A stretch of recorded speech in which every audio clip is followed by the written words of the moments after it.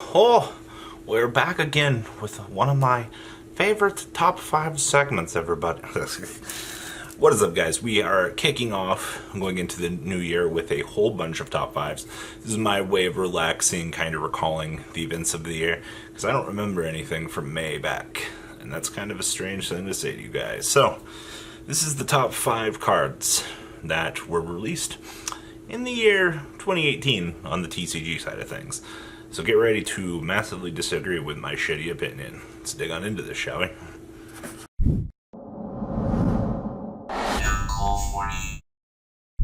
Oh no, the blue fat man's doing a discussion video. Yep, you're right.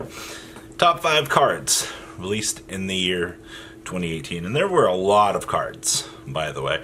A lot of interesting things, a lot of different opinions, but we're going to start this off with Elektra Might. Nothing did more for pendulum magicians, or pendulums in general, than a card that just generically lets you kill something, search something, stack some cards and resources.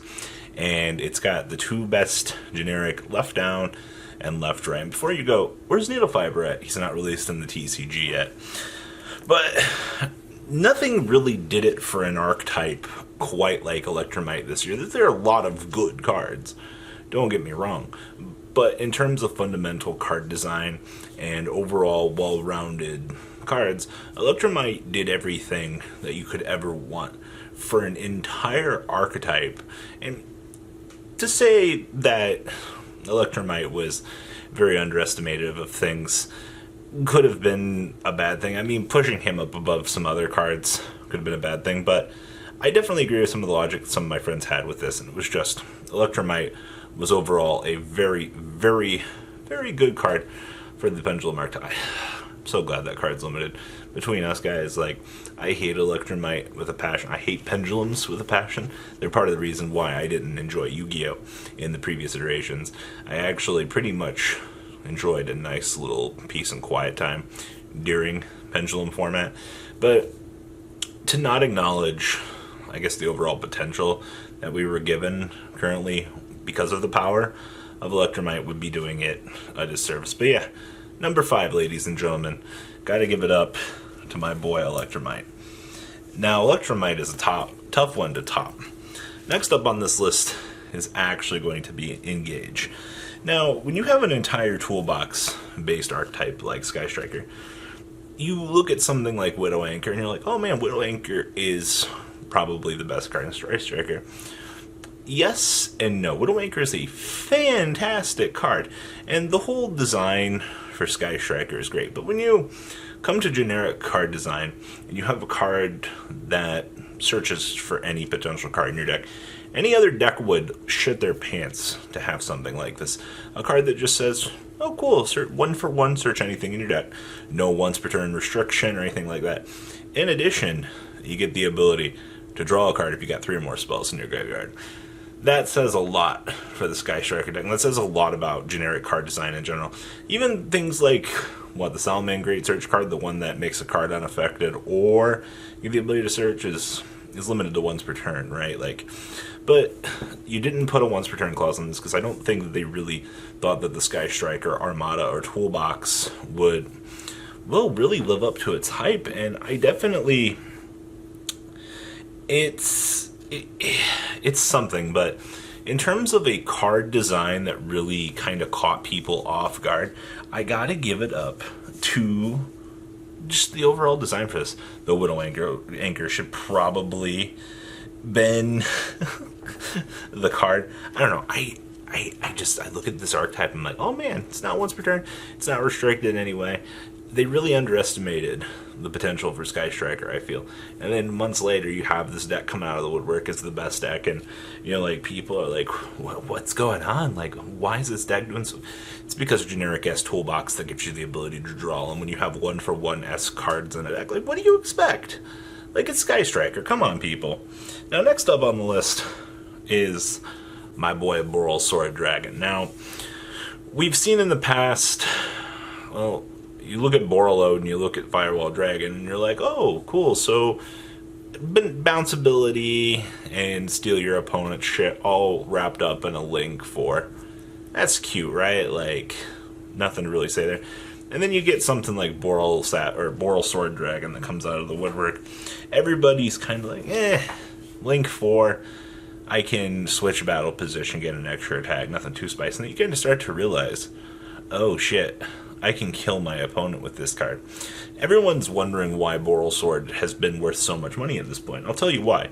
It's because any deck that can fundamentally support Borel Sword Dragon, you're paying that $90, $80, $100 price tag on this card because it gives you an extra deck resource to OTK your opponent, all built into a generic monster. And that's kind of what I think people forget, even when in comparison to Nightmare Goblin. If I don't have to put cards in my main deck to support an engine that I can just pull out of the woodwork and generically have access to it in all points in the game, that is truly what makes a card broken. And that's why we have to give it up to Borel Sword Dragon for being one of the most degenerate cards this year released. It's because that OTK potential out of left field is so dumb. And the amount of people that just don't understand why cards get expensive because of their potential lurking in the extra deck. It's kind of insane, but the extra deck resource value management, especially in generic cards like Borel Sword Dragon, is very dumb. So I got to give it up to Borel Sword Dragon. You guys are probably like, what the hell beats out Borel Sword Dragon? Well, there are two. Next up on the fun little nightmare house of horrors is our boy, the one, the only, the Gumble Dragon. Now, this is a tough one to beat, trust me. But let's give it up for the guy that can rip 4 cards out of our opponent's hand. This card has been the epitome of disastrous in the game. You want to rip 4 cards from your opponent's hand? Look fucking no further. All built in to a relatively, once again, extra deck resource, ladies and gentlemen. You have a card that you can access at all points in time. If you're playing a spam-based deck that can produce a lot of monsters before Firewall got banned, this was one of the most annoying cards in the game of Yu-Gi-Oh! To deal with it. Many people are still very shocked that this card has not been removed from the game, and I absolutely understand your qualms with this. But when you look at this card, its design is terrible. Burning 2 off of your opponent for an extra link. Sure, you tried to be cute in terms of its card design by saying minimum or maximum 2 per iteration. Okay, that's cool. I get what you're trying to do there. But it didn't quite go the way that it wanted to, because you had a little engine called Goki and you had Firewall Dragon that were just outright abusing this card. Now, as those cards have been removed from the equation, the card is still a problem. Still ripping 4 cards from your opponent's hand and watching your opponent play on just 2 cards. Absolutely ridiculous. And once again, extra deck resource. You can snap your fingers and you can produce it essentially at will. You can go into Borel Sword or you can go into this. You're going first, you don't make Borel Sword Dragon. You make Gumble, burn your opponent for 2. On your opponent's turn, you make Link Karibo, blow up 2 more cards. Totally fair, by the way. This is the game of Yu-Gi-Oh! That we've all come to know and love. But that takes our number 2 spot.